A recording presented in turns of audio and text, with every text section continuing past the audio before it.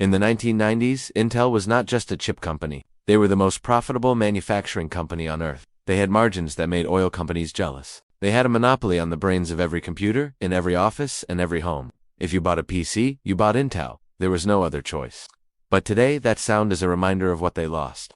In 2024, Intel lost 60% of its value in 6 months. They suspended their dividend for the first time in 32 years. They laid off 15,000 employees. While their rival Nvidia became a $3 trillion company, Intel struggled to stay above $100 billion. How did the company that invented the microchip miss the two biggest revolutions in history? They missed the smartphone, and they missed artificial intelligence. They had the chance to build the chip for the iPhone, they said no. They had the chance to buy Nvidia, they said no. This is the story of a company that was so good at doing one thing that they forgot how to do anything else. This is the story of how Intel went from the Silicon King to a Silicon relic. In 1968, 3 men left a company called Fairchild Semiconductor to start something new. Their names were Robert Noyce, Gordon Moore, and Andy Grove. They were the holy trinity of Silicon Valley. Robert Noyce was the charismatic visionary. He was the one who actually invented the integrated circuit. Gordon Moore was the quiet genius.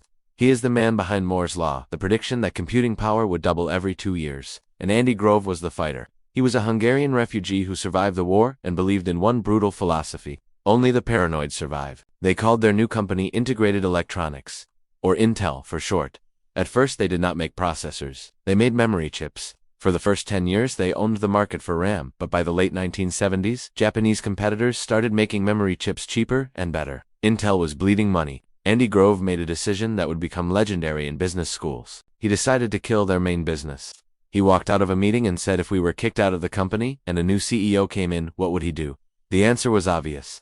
He would get out of memory chips. So Intel pivoted. They bet the entire company on a new unproven technology called the microprocessor, the brain of the computer. It was a massive risk, but it paid off. In 1981, IBM chose Intel's 8088 chip for the very first personal computer. That single contract changed the world. Suddenly, every computer needed an Intel chip. By the 1990s, Intel was unstoppable. They formed a partnership with Microsoft that the industry called Wintel. Windows plus Intel. Microsoft wrote the software and Intel built the hardware. Together, they controlled 90% of the computer market. But Intel did something no other component company had ever done. They marketed directly to you. Usually people do not care what parts are inside their machine. You do not care who made the transmission in your car. You do not care who made the compressor in your refrigerator. But Intel wanted you to care. They launched the Intel Inside campaign. They paid computer makers like Dell and HP to put the Intel sticker on the outside of the box. They created the 5-note jingle. It worked brilliantly. Consumers started checking for the sticker. If a computer did not have Intel inside, people assumed it was garbage. This gave Intel immense power. They could charge premium prices because customers demanded their brand. By 2005, Intel was the most valuable semiconductor company in the world. Their gross margins were 60%. They had cash piling up in the bank. They were arrogant, they were powerful, and they were about to make the biggest mistake in corporate history. The year was 2005. Steve Jobs was secretly building a tablet that would eventually become the iPhone. Apple was already using Intel chips in their Mac computers. So naturally Steve Jobs went to Intel first. He met with Intel's CEO Paul Otellini. Steve Jobs showed him the design for the phone. He told Paul, we want you to build the processor for this device. But there was a catch. Apple demanded a very low price. They needed the chip to cost just a few dollars because they wanted to sell the phone for a profit. Paul Otellini took the numbers back to his team. They ran the spreadsheets. They looked at the forecasts. At the time, nobody bought smartphones. The market was tiny. Intel's economists argued that the volume would be too low to make up for the low price. They told Paul it is not worth the factory space. So Paul Otellini told Steve Jobs, no. He rejected the iPhone. Steve Jobs did not argue. He went to Samsung and asked them to build a chip based on a design from a British company called ARM. 2 years later, the iPhone launched. It became the best-selling product in history. Apple sold 2.3 billion iPhones, and every single one of them ran on a chip that was not made by Intel. Intel did not just miss a product. They missed an entire era. The world shifted from PCs to mobile phones, and Intel was not inside any of them. When the iPhone exploded in popularity, Intel panicked. They realized they had made a catastrophic error. They tried to fight back. They spent billions of dollars trying to force their PC chips into phones. They created a line of chips called Atom, but there was a problem. Intel's chips were designed for power. They were fast, but they got hot and they drained batteries quickly. The ARM chips used by Apple and Samsung were designed for efficiency. They were slower, but they sipped battery life. You cannot put a hot battery-draining chip in a phone. Intel tried to bribe manufacturers to use their chips. They paid companies like Asus and Lenovo billions of dollars in subsidies to put Atom chips in their tablets. It was burning cash. Between 2011 and 2014, Intel lost $10 billion trying to break into the mobile market. $10 billion, and they had almost zero market share to show for it. Eventually they gave up. They exited the mobile market entirely. They retreated back to their fortress, the PC and the data center. They thought they were safe there. They were wrong. While Intel was fighting the mobile war, they lost their greatest advantage, manufacturing. For 40 years, Intel had the best factories in the world. They were always 2 years ahead of everyone else. Making chips is measured in nanometers. The smaller the number, the more advanced the chip. Intel was the first to 14 nanometers. They were supposed to be the first to 10 nanometers. But then physics fought back. Intel's engineers got stuck. They tried to be too ambitious with their 10 nanometer process. They faced delays. 1 year became 2 years. 2 years became 4 years. Meanwhile, a company in Taiwan called TSMC was catching up. TSMC stands for Taiwan Semiconductor Manufacturing Company. They do not design chips. They only build them for other people. While Intel was stuck on 14 nanometers, TSMC successfully moved to 10 nanometers, then 7 nanometers, then 5 nanometers. Suddenly Intel was not the leader anymore. Their chips were slower and hotter than the competition. This failure had a massive consequence. In 2020, Apple announced they were dumping Intel from the Mac. Apple realized they could build better chips themselves using TSMC's factories. When Apple released the M1 chip, it shocked the world. It was faster than Intel's best chips and used a fraction of the power. The partnership was over. Intel had lost its most prestigious customer. But the final blow did not come from Apple. It came from an old rival, Nvidia. For years, Intel looked at Nvidia as a toy maker. Nvidia made graphics cards for video games. Intel executives thought graphics were a niche market. They did not take it seriously. But Jensen Huang, the CEO of Nvidia, saw something Intel missed. He realized that the same math used to render video games could be used for artificial intelligence. Parallel processing. Intel chips are good at doing one hard thing at a time. Nvidia chips are good at doing thousands of easy things at the same time. It turns out, AI needs to do thousands of things at the same time. In 2005, Intel had a chance to buy Nvidia for $20 billion. The board of directors discussed it. They decided it was too expensive. They passed. Instead, Intel tried to build their own graphics chips. They failed again and again.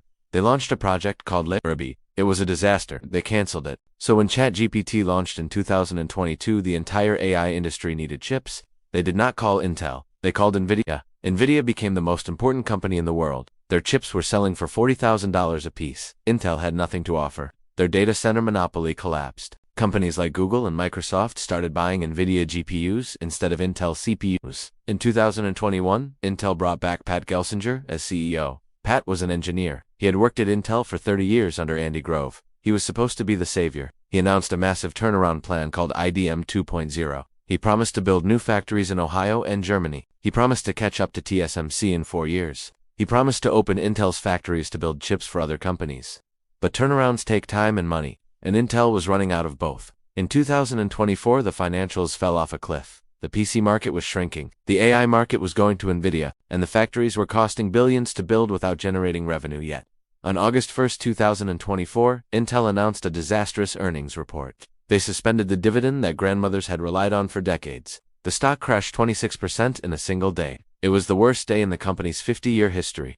Shareholders sued. Rumors started circulating that Qualcomm might buy Intel. The company that was once worth $500 billion was now fighting for its survival. Today, Intel is in a dangerous position. They are betting everything on a new process called 18A. If it works, they might regain the lead in manufacturing by 2025. If it fails, the company might be broken up. The US government is terrified. Intel is the only American company that can manufacture advanced chips. The government is pouring billions of dollars into Intel through the CHIPS Act. They consider Intel too big to fail, but the market does not care about politics. The market only cares about innovation, and for the last decade, Intel has been innovating in press releases but failing in products. The fall of Intel is a masterclass in how success breeds failure. Here are the 3 takeaways from their decline. Lesson 1, only the paranoid survive. Andy Grove was right, but his successors forgot his lesson. When you are at the top, you stop looking over your shoulder. Intel dominated the PC market so completely that they thought the PC would last forever. They ignored the iPhone because it did not fit their spreadsheet. They ignored AI because it looked like video games. Paranoia is not a weakness in business. It is a survival mechanism.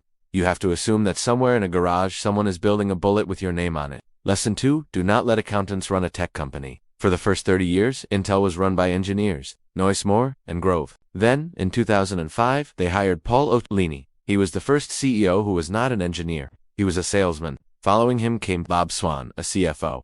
When finance people run tech companies, they focus on efficiency margins and cost cutting. They look at a new idea like the iPhone chip and say the margins are too low. An engineer looks at the iPhone chip and says this changes the world, we need to be in it. Intel saved pennies on the iPhone deal and lost billions in the long run. Innovation is often inefficient in the short term. If you optimize for today's profit, you kill tomorrow's product. Lesson 3: your strength is your weakness. Intel's greatest strength was its x86 architecture. It was complex, powerful, and proprietary. They defended it with lawyers and patents. But that architecture became a trap. It was too complex for phones. It was too inefficient for modern battery-powered devices. They tried to force the world to use their hammer, even when the world needed a screwdriver. Sometimes you have to be willing to build a new foundation, even if it means weakening your old one. Intel built the silicon foundation of the modern world. But they stood still while the world built a second floor and a third floor on top of them. Now they are in the basement looking up, wondering where everyone went.